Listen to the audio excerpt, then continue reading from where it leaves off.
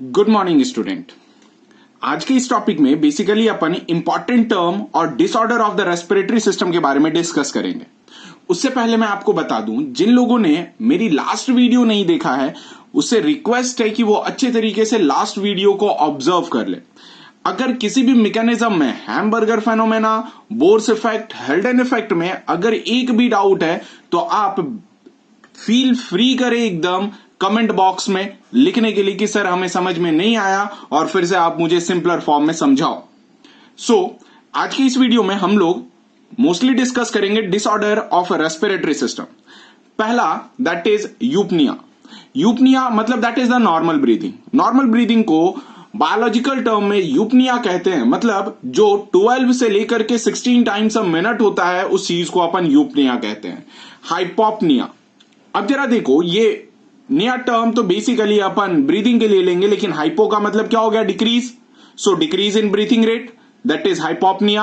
और हाइपरपनिया मतलब इंक्रीज होता है हाइपर का, यानी increase in breathing rate. Next that is dyspnoea, मतलब डाई स्ट्रेस और ब्रीदिंग विथ डिफिकल्टी, यानी सांस लेने में बहुत ही ज्यादा तकलीफ होगा, उस चीज को डाइसेप्निया कहते हैं। अब दैट इज हाइपोक्सिया। हाइपोक्सिया कहते हैं यहां पर एक टर्म, हाइपो का मतलब लेस, ऑक्सिया का मतलब O2, यानी lack of O2 at a tissue level is known as hypoxia.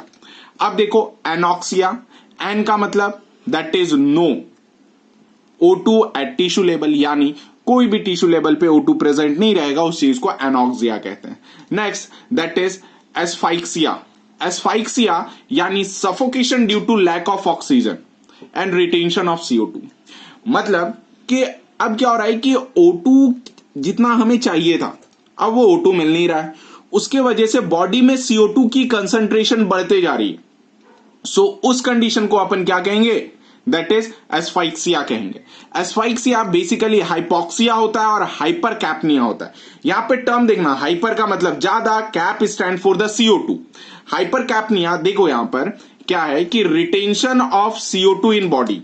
अभी बताया ना कि CO2 का लेवल बॉडी में इंक्रीज करना, जो कि इनिशियली स्टिमुलेट करेगा रेस्पिरेशन, लेकिन फर्दर जब CO2 का लेवल एक तय सीमा से बढ़ जाएगा तब क्या करेगा? वो डिप्रेशन करेगा हमारे सेंट्रल नर्वस सिस्टम को, और यही सेंट्रल नर्वस सिस्टम को जैसे ही डिप्रेशन करेगा अल्टीमेटली वो पेशेंट कोमा में जाएगा और आइदर डेथ भी हो सकता है। Next that is tachypnoea. इसमें दैट इज रैपिड फास्ट, यानी ब्रीदिंग रेट इंक्रीज कर जाना। Shallow breathing rate that is tachypnoea. और नेक्स्ट दैट इज ब्रैडिपनिया, मतलब स्लो हो जाएगा ब्रीदिंग रेट। याद रखिएगा टर्म हाइपोपनिया, हाइपरनिया, ये भी बायोलॉजिकल टर्म है और ये मेडिसिनल टर्म है, दैट इज ट्रैकिपनिया और ब्रैडिपनिया। साइनोसिस। साइनोसिस, इसमें क्या होता है कि स्किन की जो कलर वो बेसिकली ब्लू या वॉयलेट हो जाता है, और कह सकते हैं कि म्यूकस मेम्ब्रेन का भी कलर चेंज हो जाता है। ये इस वजह से होता है due to the partially deoxygenated blood, presence of the excess amount of reduced haemoglobin. जब बॉडी में excess amount of reduce haemoglobin present रहेगा तब बॉडी जो होगा वो ब्लू, और म्यूकस मेम्ब्रेन भी ब्लू और वॉयलेट में ऑब्जर्व होना शुरू हो जाएगा। नेक्स्ट आता है दैट इज एम्फेसिमा। एम्फेसिमा आपने अक्सर सुना होगा, मूवी स्टार्ट होने से पहले एम्फेसिमा का डिटेल दिया जाता है। ये मैक्सिमम तो सिगरेट स्मोकिंग के वजह से होता है। सिगरेट स्मोकिंग के वजह से क्या रहता है कि एल्वियोलर जो वॉल होते हैं इसमें इंफ्लामेशन हो जाता है, एल्वियोलर वॉल फूल जाता है, जिस वजह से जनरली क्या हो जाता है? डैमेज हो जाता है एल्वियोलर वॉल का, क्योंकि स्क्वामस एपिथेलियम जो था एल्वियोलर वॉल पे, जहां से गैसियस का कंडक्शन होना था, अब वो बेसिकली उसमें स्वेलन हो गया। स्वेलन जिस चीज को इन्फ्लामेशन कहते हैं वो हो गया, तो अल्टीमेटली क्या करेगा? एक्सचेंज तो करवा नहीं पाएगा और फाइनली एल्वियोलर वॉल डैमेज होगा। जैसे ही डैमेज हो गया तो कहीं ना कहीं क्या हो रहा है? रेस्पिरेटरी सरफेस डिक्रीज हो रहा है, और जैसे ही रेस्पिरेटरी सरफेस डिक्रीज हो रहा है तो समझिए कि उसे सांस लेने में बहुत ही परेशानी हो जाएगी और इवन उसे स्ट्रोक का कारण बनेगा। क्यों? क्योंकि आपको मैं ऑलरेडी बताया हूं कि हमारे बॉडी में 3 ऑर्गन बहुत ही अच्छे तरीके से कोरिलेट और इंटीग्रेट करके काम करते हैं। नाम है पहला तो लंग्स, दूसरा हार्ट, तीसरा किडनी। ये तीन ऐसे हैं जो आपस में कोऑर्डिनेट करते हैं, साथ साथ आपस में अपने बिहेवियर्स को इंटीग्रेट भी करते हैं by the mean of hormonal regulations. Next आता है that is the asthma. Asthma के बारे में आप जानते हो, दबंग मूवी में चुलबुल पांडे की मदर को जो परेशानी था, that criteria is known as asthma. मतलब कि ये जब भी होगा तो ये एलर्जन के वजह से होगा। एलर्जन मतलब कि एक एलर्जी कॉज करने वाला एजेंट, उसे एलर्जन कहते हैं। इन्फ्लामेशन होगा ब्रोंकी और ब्रोंक्यूल में, और फाइनली इस चीज को क्या कहेंगे, ब्रोंको कंस्ट्रिक्शन कहेंगे। ब्रोंको कंस्ट्रिक्शन का मतलब क्या रहा कि आप जरा समझो कि अगर ब्रोंकी और ब्रोंक्यूल, लेट सपोज ये इसका डायमीटर इतना रहा, अब इसमें जब इन्फ्लामेशन होगा तो बेटा क्या हो जाएगा कि इसका ल्यूमेन तो छोटा हो जाएगा ना। जब ल्यूमेन छोटा हो जाएगा तो क्या हो जाएगा, इसी केस को दैट इज ब्रोंको कंस्ट्रिक्शन कहते हैं, है ना। पहले एरिया बड़ा था, अब इन्फ्लामेशन होने की वजह से एरिया छोटा हो गया, तो दैट इज ब्रोंको कंस्ट्रिक्शन कहते हैं। इसके वजह से व्हीजिंग का साउंड और डिफिकल्ट इन ब्रीदिंग, खास करके जो एक्सहेलेशन होता है उसमें काफी ज्यादा परेशानी आती है। नेक्स्ट आता है blue baby syndrome. Blue baby syndrome नाम है, ऐसा नहीं है कि बच्चा ब्लू हो गया, है ना। नेक्स्ट देखिए ब्लू बेबी सिंड्रोम में इसमें क्या रहता है कि बॉडी में CO2 का कंसंट्रेशन और डीऑक्सीजनेटेड ब्लड का कंसंट्रेशन बढ़ने के वजह से जो चाइल्ड का स्किन होता है वो ब्लूइश अपीयर होने लगता है, जिस चीज को अपन कह सकते हैं कि वॉयलेट अपीयर होता है। याद रखिएगा ब्लू बेबी सिंड्रोम में ये एक्चुअल में परसिस्टेंट ट्रंकस आर्ट्रियोसिस कहते हैं, और डिफेक्ट इन वेंट्रिकुलर सेप्टम यानी वेंट्रिकल्स के वॉल, जैसे आप देखो हार्ट कुछ इस टाइप का होता है, ये रहा एट्रियल सेप्टम, ये वेंट्रिकुलर सेप्टम। अब जरा देखो नॉर्मल के केस में हार्ट तो ऐसा हो गया, लेकिन ये एक्चुअल में जो डिफेक्ट होगा बेटा हार्ट में, समटाइम्स ये यहां पर इंटर आर्ट्रियल सेप्टम में डिफेक्ट होगा, जिसे ट्रंकस इसे कहते हैं। और अगर रहा तो ये जो वेंट्रिकुलर सेप्टम आपको दिख रहा है इसमें डिफेक्ट आ जाता है, यानी प्रॉपर ग्रोथ नहीं हो पाता वेंट्रिकल के वॉल को, सो डीऑक्सीजनेटेड और ऑक्सीजनेटेड ब्लड कंटिन्यूअस मिक्स करता रहता है, और इसी सिंड्रोम को क्या कहते हैं, blue baby syndrome. Trunks arteriosus diagram में मैं यहां पे आपको समझा नहीं पाऊंगा, लेकिन जैसे ही मैं body fluids and circulations discuss करूंगा आपको उस समय ट्रंकस आर्टेरियोसिस एक्सप्लेन कर दूंगा। हे फीवर ये एक एलर्जिक डिसऑर्डर है जिसमें नजल लाइनिंग में इन्फ्लामेशन वगैरह होना शुरू हो जाता है। ये इस वजह से होता है क्योंकि hypersensitive to the lining of pollen grains और अदर फॉरेन पार्टिकल्स। मतलब पॉलन ग्रेन जो होता है और फॉरेन पार्टिकल्स कोई भी हो सकता है, फॉरेन पार्टिकल डस्ट हो सकता है, प्लस किसी भी टाइप ऑफ डस्ट हो सकता है, इंडस्ट्रियल डस्ट हो सकता है, रोड डस्ट हो सकता है, सिलिकॉन डस्ट हो सकता है, किसी भी टाइप के डस्ट से ये बेसिकली जो इरिटेशन नेजल लाइनिंग में और नेजल लाइनिंग का इन्फ्लामेशन जो डेवलप करता है उसे अपन हे फीवर कहते हैं। नेक्स्ट दैट इज एटलीकटासिस और रेस्पिरेटरी डाइस्ट्रेस सिंड्रोम। इसमें क्या रहता है, इसमें हाइलिन मेम्ब्रेन का डिजीज होता है, यानी इसे हाइलिन मेम्ब्रेन डिजीज भी कहते हैं। इसमें पहला तो लंग्स एक्सपेंड नहीं करता at the time of birth. दूसरा इसमें कहा जाता है कि जब सर्फेक्टेंट, मैंने आपको बताया था न्यूमोसाइट 1 एंड न्यूमोसाइट 2, तो जो सर्फेक्टेंट है लेसिथीन जिसे कहते हैं वो प्रोड्यूस नहीं हो पाता लंग्स पे।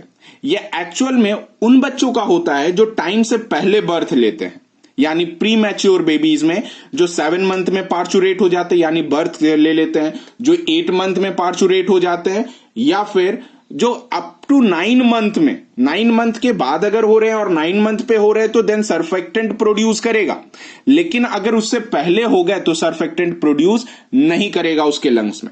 सो यही कारण है कि जब बच्चा समय से पहले आपका पार्चुरेट हो जाता है तो उसे वेंटिलेटर पे रखे जाते हैं ताकि लंग्स एक्सपेंड करना शुरू कर दे और सर्फेक्टेंट लेसिथीन का प्रोडक्शन करना शुरू कर दे। नेक्स्ट है that is occupational lungs disease.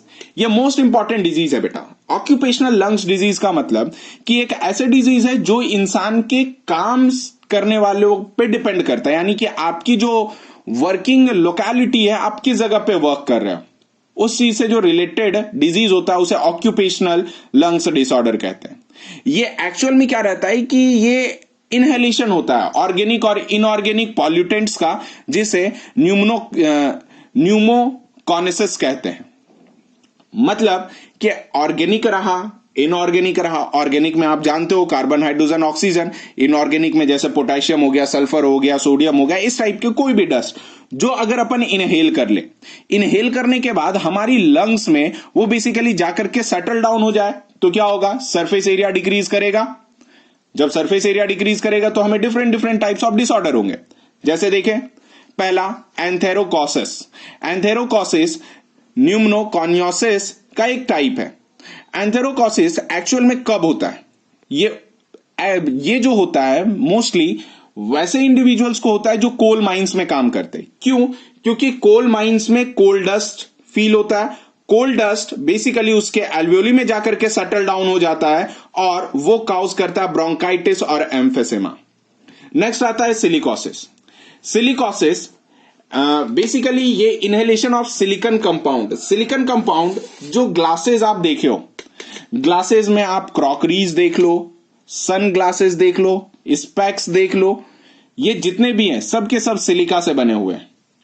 अगर जो ह्यूमन उस रीजन पे वर्क करते हैं, वो जो डस्ट पार्टिकल सिलिका का बहुत फाइन होता है बेटा, वो क्या करता है, अगर इनहेल गलती से हमारे लंग्स में चला जाए तो देन सिलिकोसिस होने के चांसेस रहते हैं। सिलिकोसिस बेसिकली बहुत सारी चीज करवाते हैं। इवन बहुत केसेस में ऑब्जर्व किए गए कि कैंसर भी हुआ है, बहुत सारे में एम्फेसिमा, ब्रोंकाइटिस, ये सब भी ऑब्जर्व किया गया है सिलिकोसिस में। नेक्स्ट आता है एस्बेस्टोसिस। एस्बेस्टोसिस एक्चुअल में जो होता है, एस्बेस्टॉस फाइबर का इनहेल करना होता है और ये क्या करवाता है, कैंसर करवाता है। किसमें? लंग्स में। एस्बेस्टॉस फाइबर क्या होता है, ये एक्चुअल में एक पतरा होता है जिसे हम लोग छत वगैरह बनाते हैं, यानी जो हट वगैरह बनता है, आप उसमें देखना कि उसके हट के ऊपर हम लोग आइदर स्टील प्लेट का इस्तेमाल करते हैं, आइदर सीमेंट का प्लेट का इस्तेमाल करते हैं। तो जो सीमेंट का प्लेट का इस्तेमाल होता है वो एक्चुअल में एस्बेस्टॉस फाइबर होता है बेटा। नेक्स्ट आता है बाइसिनोसिस। बाइसिनोसिस क्या हुआ, due to inhalation of a fibre of cotton, flax और हेम्प। यानी किसके इनहेलेशन से हुआ, फाइबर किसका, कॉटन का, फ्लैक्स का और हेम्प का। तो उस चीज को अपन क्या कह सकते हैं, बाइसिनोसिस कहते हैं। सो आज के लिए अपना लेक्चर वीडियो यहीं तक और breathing and exchange of gases complete हो चुका है। अब मौका है अपने लास्ट क्लास में पूछे गए क्वेश्चंस को डिस्कस करने के लिए।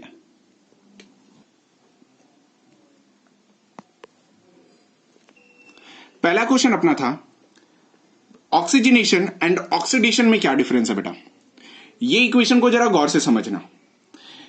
हीमोग्लोबिन में आयरन कंटेंट प्रेजेंट रहता है, जो ऑलरेडी मैंने प्रीवियस डायग्राम में आपको एक्सप्लेन किया था।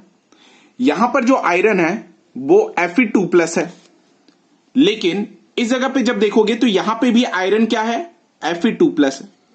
यहां पे कोई आयनिक एक्सचेंज नहीं हो रहा है, सो यही कारण है इसे ऑक्सीजनेशन कहते हैं। जबकि आयनिक एक्सचेंज जब भी होगा उस चीज को अपन क्या कहेंगे, ऑक्सीडेशन कहेंगे। इसके रिगार्डिंग बहुत सारे लोगों ने आंसर अच्छे तरीके से दिया है।